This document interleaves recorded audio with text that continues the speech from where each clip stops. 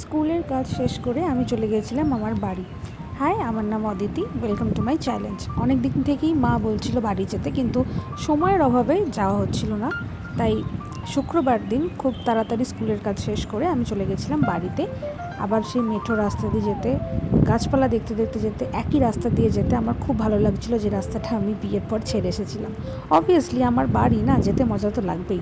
বারবারই যখন যাই মনে হয় ওখানেই থেকে যাই, বাট এখন কিছু করার নেই।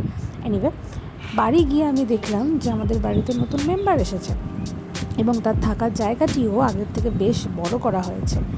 খুব ভালো লাগছিলো দেখতে, এবং তার মধ্যে একটি মাছ আবার অনেকগুলো বাচ্চাও দিয়েছে, তার জন্য একটা আলাদা থাকার জায়গা করা হয়েছে।